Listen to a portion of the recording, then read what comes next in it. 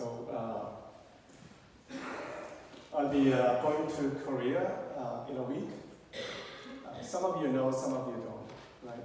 So I'll be going to Korea next week Monday, not this Monday, next week Monday. So I'll be here next Sunday as well. So next Monday I'll be going to Korea for about 3 weeks. So I'll be missing 3 Sundays. So we're going, it's part of, sorry, my tie is kind of, is that better?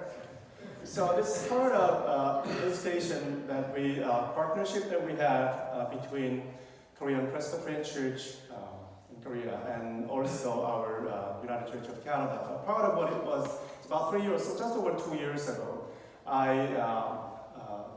we went as 7 people from our BC conference went to Korea to have a kind of mutual partnership, possibility of able to do some exchange programs with Korean church in Korea. So we went over there about a week, and we stayed there for about a week, and then this time it'll be much more official. What we will be doing, 4 people from our regional council, representing our regional council, will be going over there to finally officialize our relationship between Korean Presbyterian Church. There's one presbytery near Seoul.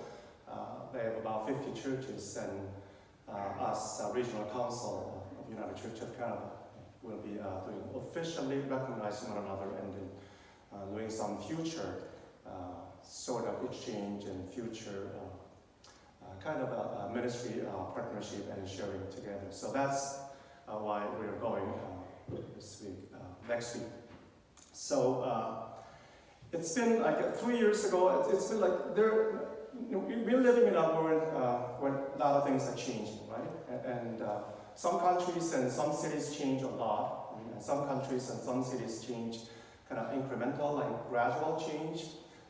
I went to Korea about 3 years ago when I went to Korea. There was about 10 years before I hadn't been there, so there were a lot of changes happened in Korea. As I said, some cities and some countries change like dramatic, huge change, and some cities and countries, they change very gradual, incremental. Like for example, like Kelowna.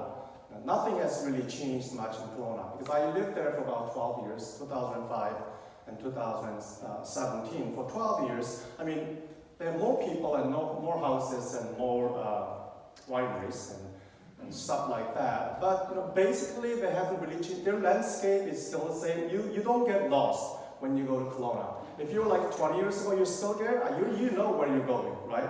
The highway's same, lake is there and the mountain's there.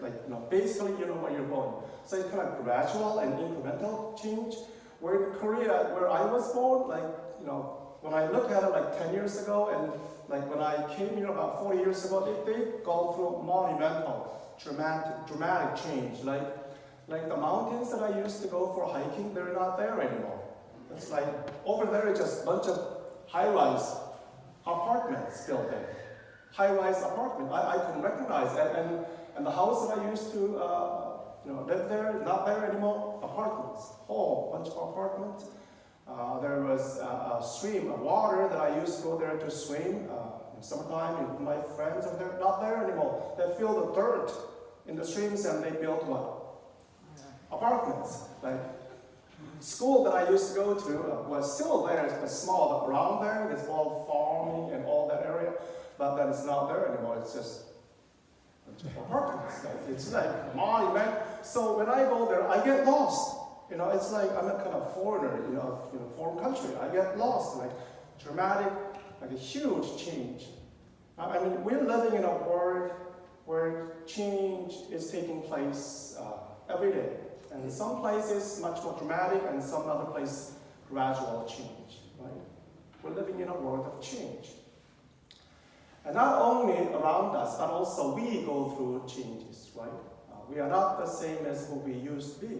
You're not the same as what you used to be in the past, like about who you are, about your life. Like you go through a lot of changes, right? Like your finance, your health, and your relationship, they go through changes, right?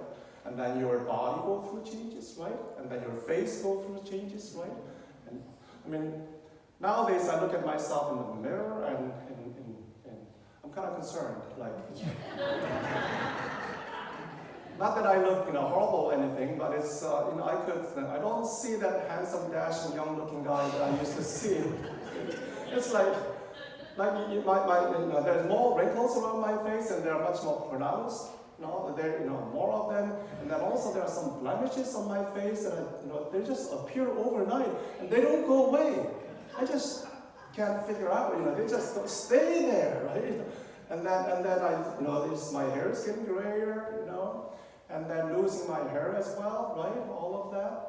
And I'm not just talking about hair on my head, but there are other hairs in my body that you don't see, but I'm losing that as well. I'm kind of concerned about losing my hair, especially around my eyebrows. On my eyebrows, like some of you were born with blessed with a thick eyebrows, and you still have this, you might not have a great deal of hair up there, but you got thick eyebrows, and you're blessed with that. Me, I didn't have that blessing. I was born with a very thin eyebrow, right? And then now it's kind of disappearing, and it's like, within probably 10 years, probably nothing there at all. And it's like looking like an alien or something like this. So not good, kind of concerned. So maybe when I go to Korea, maybe I'll do some improvement. Like some extreme makeover change. Well, that's what two of my brothers did, like 3 years ago. When I went there, they somehow tagged along with me. I said, what are you doing? They somehow just tagged along with me. And they went through dramatic, extreme makeover change, especially around their eyes, right? Around their eyes. They thickened their eyebrows, really thickened their eyebrows, and then also kind of tucked and knit and then around these eyes. And they were very happy. Like they came out there from their surgery, I looked at them, they were very happy, and they're glowing, like extreme makeover change. I mean, personally, I thought they looked kind of weird. And I told them about that, but they, yeah. But it's younger brother's opinion, so it doesn't count, right? So it's like, but they had this glowing and like a shining kind of smile on their face, right? So maybe I'll come back later in Korea, and then you will see like a shining and glowing face. So, in today's text, Jesus went through change, right? His face shined. It says his face changed, and then his cloth, dazzling white, changed. But it was not some sort of that sort of extreme makeover change. That he wasn't changed some extreme makeover change like surgical change, something that all of a sudden that you go through change. He went through transfiguration change. In today's text, it doesn't say that. In Luke, it doesn't say it changed, but in other texts, in Mark and Matthew, in Mark 9, I believe, and Matthew 17, you'll say Jesus transfigured. So he went through a transfigurational change. So what's the difference between transfiguration? Like transfiguration in Greek term is called metamorpho. And where my brothers went through changes, it's a transformational change. It's called metamorphosis, right? It's sort of kind of a... So what's the difference between transfigurational change and transformational change? Metamorpho is different than metamorphosis, the same word that we usually use for the change, right? So what's the difference between that? Well, metamorphosis, that transformational change, is about changing in your forms and also substance as well. So which means that you don't recognize a person before and after. It's like complete change. It's from forms and substance. They go through metamorphosis, complete change. Right? So in our nature, there are some species that go through metamorphosis, complete metamorphosis, right? What are some of those animals? Like butterflies, caterpillar to butterflies, and there are some insects, they go through complete metamorphosis, like transformative change. And there are the other species that go through kind of minor metamorphosis, like my older brothers, like they go through. I mean, you should have really seen their faces, right? Right after I took a picture actually, right after the surgery, and it's just horrible. You look at them, oh, I have a different word for that. It's that sort of change. Meta-mutation is coming. I just want you to know that I love my brothers, okay? So there's nothing going on. It's just I just want to have some fun with my brothers. So metamorphosis is like complete change. It's from forms and substance change. You can't recognize before and after metamorphosis change. In Jesus' time, this idea of metamorphosis was quite common in literatures and myth. And one of the most influential books in 2,000 years of Western culture is written in Latin literature. It's written in AD 8 by a Roman poet, Ovid. He's called Metamorphosis. It's a book of transformations. It's about 15 books of 250 myths. And it's an epic poem. And it chronicles the history of the world from the creation to the deification of Julius Caesar in some sort of historical and mythological framework. In it speaks about the characters that go through change.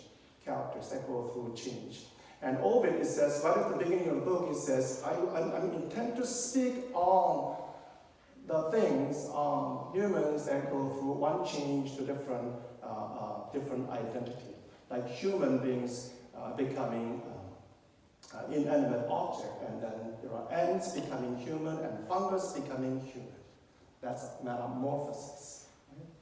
Metamorphosis change, transformation means complete change from form and substance. You cannot recognize before and after. Now, Jesus didn't go through metamorphosis. He was changed, but he went through transfigurational change. The disciples looked at Jesus, they changed, and he says he transfiguration, his face shine, and then his cloth in dazzling white, and they were in awe of Jesus, but they were not confused. That Jesus was still Jesus. He didn't change from here to there. He wasn't like from frog to prince. He didn't change anything. But his face shined. They embraced Jesus. He transfigured to reflect God's glory. To reflect God's glory. I guess in a visual way, to help you visually is like maybe remember that when Charlton Heston, when he came down from the mountain? Remember that movie? Yeah, he came down from the mountain and his face like shine, like it's a glow, right? But he had that bewilderment kind of look, right? So if you could actually imagine that, it's Jesus shine in that sort of way, reflecting God's glory. He was transfigured to reflect God's glory. And the disciples, and John, later on he says, he says, he beheld the glory of God's only Son. Glory of God's only Son. But Jesus was no more divine or no less divine because he was transfigured, because disciples beheld his glory. He was no more human or no less human because either of them. It was more like Jesus was, God's glory was fully revealed, transfigured on the mountain. And the disciples beheld, they kept that transfigurational change throughout their lives. Transfigured to reflect God's glory. God wants to change us, change each one of us, but not to transform us from one from the other, somebody different. No. God wants to transfigure us, to change us, to reflect God's glory. To reflect God's glory. So when we live in God's light, we'll be able to reflect God's glory. And this change doesn't make us any more human or less human, this change. But through our life, we're able to reflect God's glory much more through our life. Reflect God's glory much more. And when we as through the discipline and through discipline and through our faithfulness, we'll be able to reflect God's glory much more than before. And God is working within us as we do together. Now, in a way, Lent is in a way of helping us to discipline ourselves. When the disciples, between Transfiguration, when the 3 disciples, when they beheld the glory, catch a glimpse of God's glory in Transfiguration, to Easter, when the whole community were able to see and embrace resurrected light, we too get ready. We too get ready as we glimpse the glory of Christ in our lives. And to get ready through the discipline and through Lenten season, we'll be able to receive and embrace the resurrection light. And this Lenten discipline is not really about making us somebody different than before, but it's really about polishing us, really about kind of buffing us, kind of refining us, so that we'll be able to reflect the light of Christ that is already within us more fully, more transparent, more brilliant. And that's the Lenten discipline. And I think this Lenten season we'll be able to do that. When the disciples, when they went up to the mountain and they glimpsed the glory of Christ, and they went down to the valleys of their life, right? Down into the valley. And they embraced the values of their life. And when we are able to do that, when we are able to embrace whatever the life offers, values of our life with faith, we'll be able to glorify, be able to reflect God's glory more and more. So I invite you this Lenten season. You will have great opportunities for each one of us to go through a Lenten spiritual journey, and we have 5 lectures on the theme of loneliness, and what would be what season, and what time would be a great time than the time of Lenten season to actually to go through individually, not only spiritually, but also individually into the theme of loneliness. In 5 lectures, it will be all about touching on the theme of loneliness and social isolation, and facing all of us, one way or the other. So I invite you for that Lenten lecture series, and part of that, as you walk in this your spiritual journey, to able to reflect the light of Christ more and more.